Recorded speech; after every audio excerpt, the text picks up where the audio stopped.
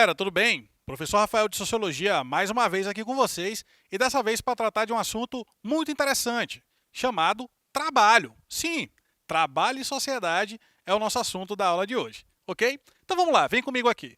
A aula está dividida em 4 tópicos, certo? Primeiro tópico, a gente vai falar o que é trabalho, vamos esclarecer, afinal de contas, o que significa essa palavra para a sociologia. Vamos falar sobre as características dos modos de produção, os principais elementos, as características estruturais que permitem ao ser humano produzir aquilo que é necessário para a sua sobrevivência. Terceiro, vamos falar sobre visões sociológicas sobre o tema trabalho, principalmente para a sociologia clássica, né, para os autores ali mais importantes, mais destacados do início da sociologia.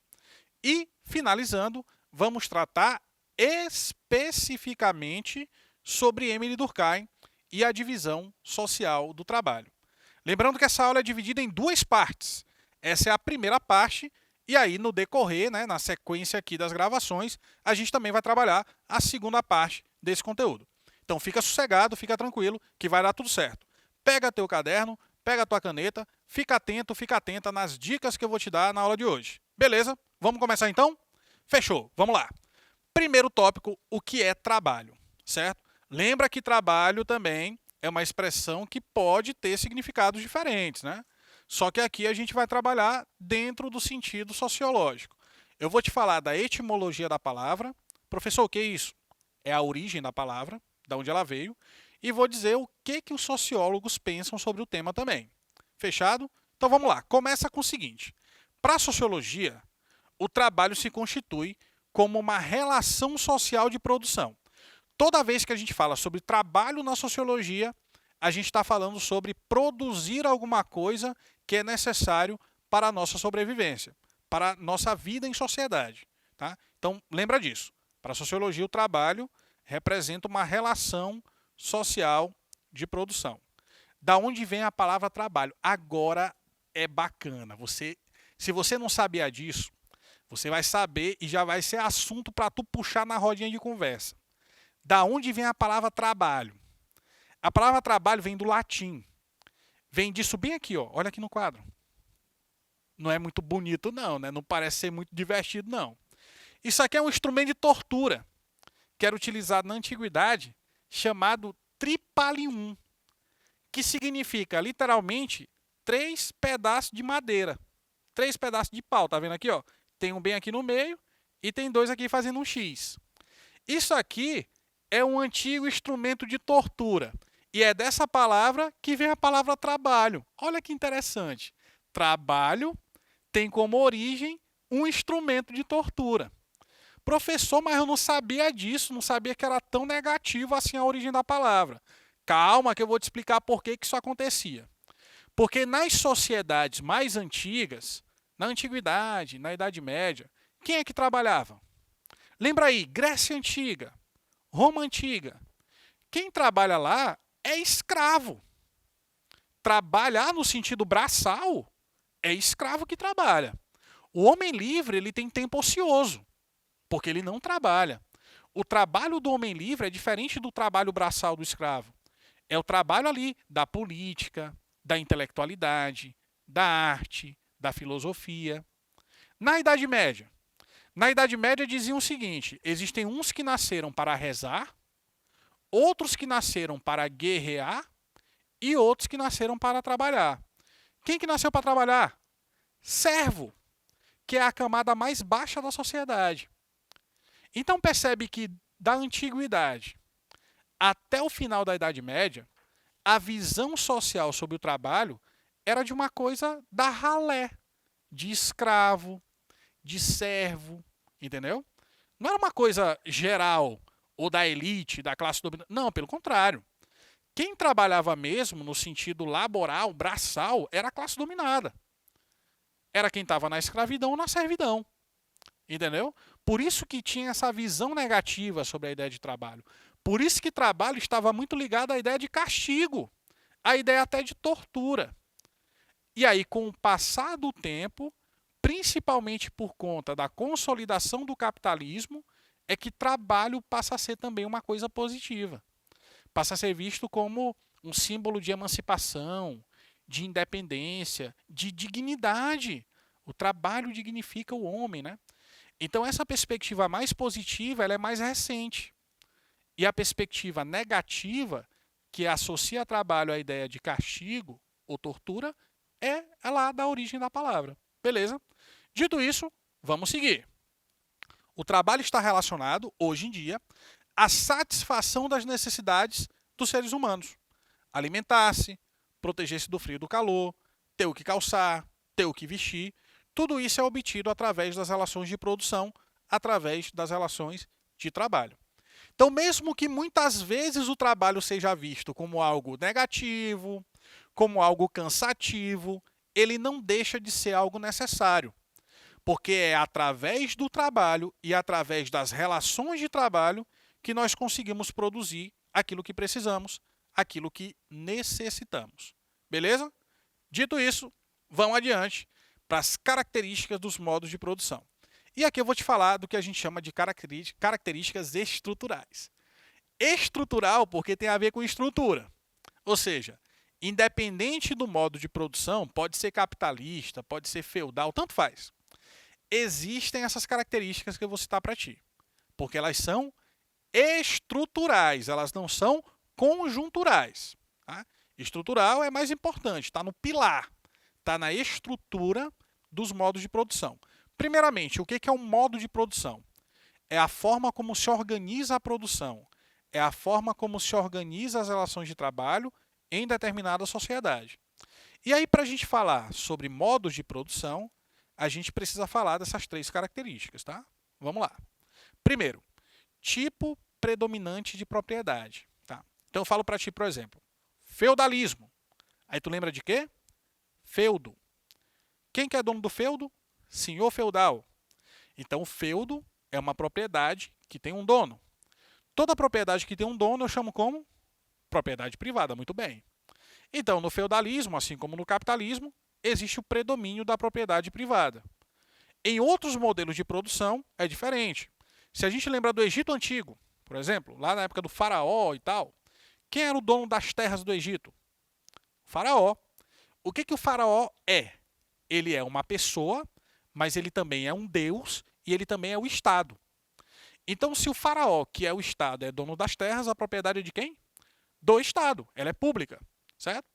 Cada modelo de produção tem um tipo específico de propriedade predominante, que pode ser a propriedade privada, como é hoje, a propriedade pública, como era no Egito Antigo, a propriedade comum, como era nas comunidades da pré-história, certo? Onde pertencia a toda a coletividade. Assim também como a relação de trabalho. A relação de trabalho característica do capitalismo, que é o nosso sistema de produção, é o trabalho assalariado. Então, quem trabalha no capitalismo trabalha para receber dinheiro, para ganhar um salário, né? O trabalho assalariado é exatamente isso. Na escravidão, o escravo não recebe salário. É outra relação de trabalho. É outra forma de encarar, né, a relação de produção. Na servidão, a mesma coisa. Né? Então, os critérios são diferentes, são outros e tudo mais. Então, cada modelo de produção tem um tipo de trabalho específico. De novo, vamos pensar no feudalismo. Quem trabalha para o senhor feudal são os servos. Quem trabalha no capitalismo são os trabalhadores, o proletariado, os operários, né? A classe trabalhadora. Enquanto o servo trabalha para o senhor feudal em troca de alimento, proteção e moradia, a gente trabalha em troca de dinheiro, de salário, para a gente poder pagar nossas contas, comprar as coisas que a gente precisa, ok? Então, cada modelo de produção tem uma relação de trabalho que é diferente da outra. E também as formas de apropriação da produção. O que significa apropriação? O que é apropriar-se? Significa tomar posse, certo? Então, existem formas de apropriação por parte das classes dominantes em relação ao que é produzido pelas classes dominadas. O senhor feudal, por exemplo, ele se apropria da produção servil através da cobrança de taxas. Lembra das aulas de história, Idade Média? Vou relembrar para ti. Banalidades, talha e corvéia. São três tipos de taxas ali que os servos pagavam para o senhor feudal em produção ou trabalho. É uma forma de apropriação da produção. Aqui no capitalismo, né, no nosso sistema vigente, existe a mercantilização da força de trabalho, a alienação da produção e também o processo de mais-valia, que é a extração do lucro em relação à mercadoria produzida. Então percebe que cada modelo de sociedade, cada modelo de produção, cada modo de produção vai ter um tipo de forma de apropriação daquilo que é produzido, além de ter um tipo de relação de trabalho específico e um tipo de propriedade que também é predominante. Beleza? Vamos seguir então. E aí agora a gente vai falar sobre a sociologia. De que forma a sociologia e os sociólogos analisam o tema trabalho? Existem perspectivas que são diferentes, né? É claro. Mas a gente vai focar nesse primeiro momento em 3 teóricos, que são Durkheim, Max Weber e Karl Marx. Os 3 pilares da sociologia clássica. Os 3 teóricos mais importantes até hoje dessa área do conhecimento. Ok? Vamos lá então. A sociologia se dedica a analisar o trabalho como elemento central das sociedades modernas. Então significa dizer que se o trabalho é um elemento central, todos os sociólogos analisam o trabalho como parte integrante da estrutura da sociedade.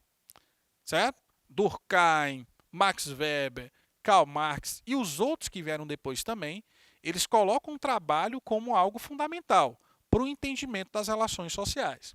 Émile Durkheim, considerado o pai da sociologia científica, analisa os diferentes tipos de solidariedade originadas da divisão social do trabalho. Então, na visão de Durkheim, o trabalho e as relações de trabalho geram aquilo que ele chama de solidariedade social, que pode ser tanto mecânica quanto orgânica. Calma, que daqui a pouco eu te falo melhor sobre isso. Tá? Relaxa, fica frio. Além de Durkheim, outros teóricos também consideraram o trabalho como elemento central. A gente já falou sobre isso. Segundo Max Weber, por exemplo, Max Weber vai dizer que o desenvolvimento do sistema capitalista, né, ele associa isso a uma nova perspectiva de trabalho, que vem da ética protestante, lá do começo do século XVI, principalmente do calvinismo. Tá? Calma que na parte 2 dessa aula a gente vai tratar de forma mais aprofundada sobre esse assunto.